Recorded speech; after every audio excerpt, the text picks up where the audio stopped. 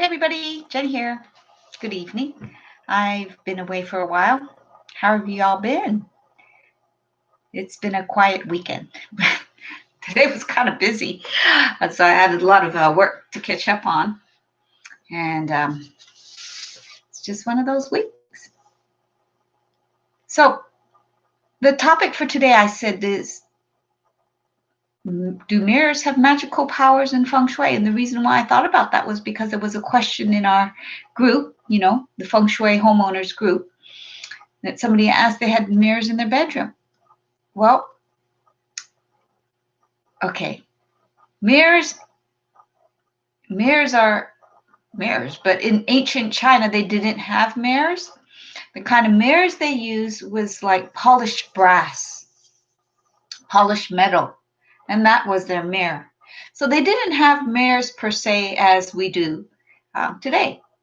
The common perception of mirrors in feng shui is it repels negative energy. So they have special gadgets that they use, and some have, it's called like a bagua mirror, and some are concave, and which means the mirror is curved inward, and convex, which means the mirror is curved outwards. So they use that as a way to repel energy. So they said if you live in a house and some sharp object is pointing toward your house, you put a mirror there so that energy will reflect. Okay, that's what the common practice and belief is. Personally, I don't practice that. The other common practice you hear about in feng shui books is if you're coming down a T junction, a lot of times the energy goes toward the T. And if your house is right at this T, you get a lot of energy every day. And so we like to protect it with some kind of barrier. So there's a physical barrier that is the best solution, in my opinion. And the physical barrier would be like a bush or even rocks, a fence, any kind of physical barrier to make you feel safe. Now think about it. If there's just a regular bush, you're protected. And if it's a very quiet street, it's not a big deal.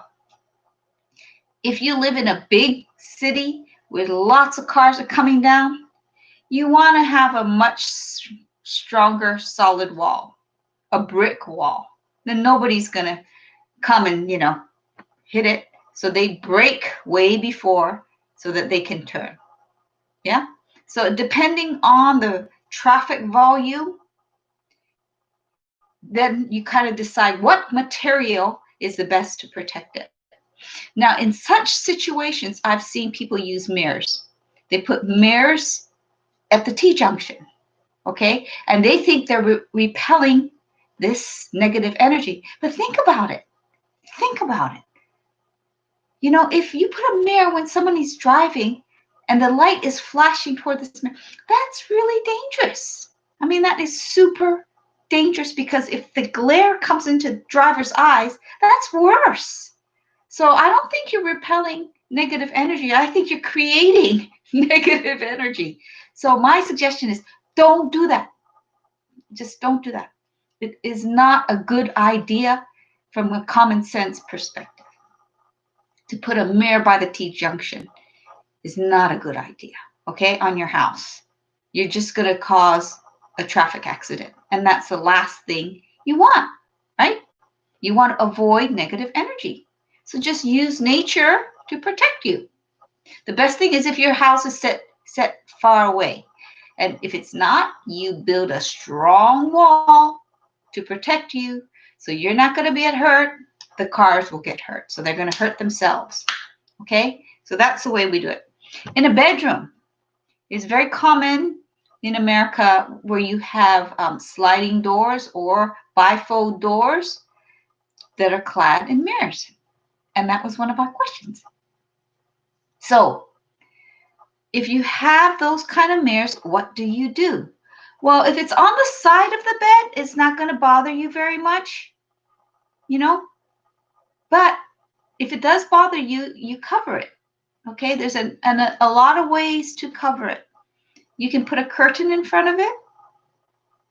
So you put a rod above. If it has to be a rod on the ceiling, you can do that as well. The other thing to do would be um, put paper. Now they have beautiful wallpaper, self-sticking wallpaper, and just cover the mirrors. You can just cover each panel and create a beautiful place. And for example, if you want to be creative and you want to keep one, because usually bifolds, that means 4 panels of mirrors. Maybe one you want to keep because you want to see yourself, and just clad 3. So you have 1 full-length mirror and 3 that have beautiful wallpaper. So there's many ways you can adjust your environment to make it more comfortable for you. Now, if you have those mirrors facing your bed, in feng shui, we really don't think that makes you feel good, because as soon as you wake up and you get out of bed, you kind of see yourself, and it may bother you because psychologically you think somebody's coming toward you. And so you may have problems with your sleep. In such a situation, I do suggest covering them. And like I said, there's now sticky wallpaper that I think is a great solution. You can use any kind of paper, and or you just replace those doors, to match whatever is good for your room, whatever decor you have. Another thing is, in the olden days, and maybe some people haven't too, they have these dressing tables, makeup tables, and you get all these lights, and then you have a big mirror, and then you have your makeup and all your things, and you put your makeup here. So it's not as common, but they still have these, tables.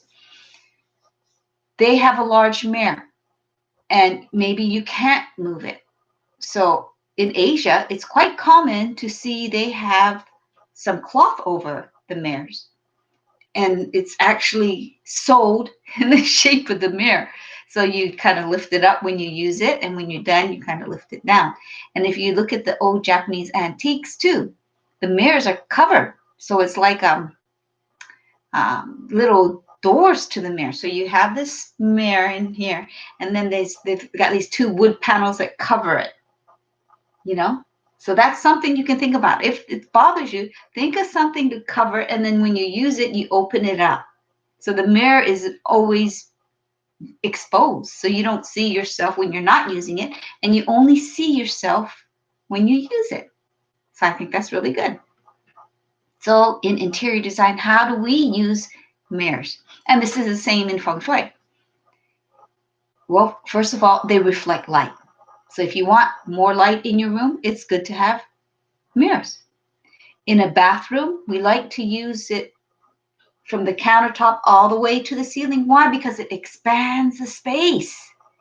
The room feels twice as large. And in a bathroom, that's good, because a lot of times bathrooms aren't very large, and you need to see yourself anyway. So it does 2 things, right? So it brings more light, it makes the room feel bigger, and it feels like a spa. So having a lot of mirrors in the bathroom, in my opinion, is a very good idea. And it reflects light. So some people put a light above the mirror. Sometimes it's quite difficult, but they put it in the mirror. So they bring the mirror from the countertop all the way to the ceiling, and they put a light on top of that. And actually, it reflects the light, and it makes it quite bright. So if you have a low ceiling, that could be a good solution. So it expands the space, it makes the place brighter. And a lot of times, some people like to put it near a window. Now, why would you put it next to a window? Because it can reflect what's outside, and then kind of bringing the greenery inside the house. So you have to be careful using mirrors, because what it does is you have to see what it reflects. Does it reflect something good, or does it reflect, for example, your mess that you don't want to see? So when you put up a mirror, from each angle you look at it, what do you see and don't, it's not like you're looking at yourself. What do you see reflected? Because there's going to be an angle. What do you see reflected when you have that mirror up? Is it something nice? That's great. Is it something messy? Not so good. So you have to be the judgment. You have to make the judgment, to figure out what works best in that solution. Now, the best thing about placing a mirror is if you're walking down a hall, do you want to see a mirror straight in front of you? It's a little bit uncomfortable. So placement is when you use it. How do you use it? How do you interact with the mirror? Now, some people in feng shui say mirrors have magical powers, but I think it's kind of exaggerated. It doesn't have magical powers. And in ancient China, they never said it had magical powers, but people like to exaggerate and stretch things a little bit, but it creates good things if it's good. If it reflects good stuff, it's good. But for example, if you've got clutter and you're reflecting more clutter, actually it makes you feel kind of worse. So what and where you use it is very important. Now, some people have said that they have mirrors as their backsplash in their kitchen. They don't know what to do. If it bothers you, cover it. No problem. Just cover it. And the reason why in ancient China they used to say put a mirror behind your stovetop. Can you imagine? You put a mirror behind your stovetop. Why? Because wealth in ancient China meant having a lot of food, because it wasn't about money. It was about food, water, shelter. So if you had an abundance of food, that means you were wealthy. So the reason why they put that mirror behind the stove was they would double their food, and so that means they would double their wealth. So that's why they did that. So it's not about really, if you do that, you're going to get rich. That's where it comes from. So you got to, when you find out these little things about how these things happen, then it makes sense. But if you just read it in a book and say, do this, but you don't know why you have to do it, you got to ask. But it's not easy to find because a lot of people don't tell you, and because they don't know. They don't know.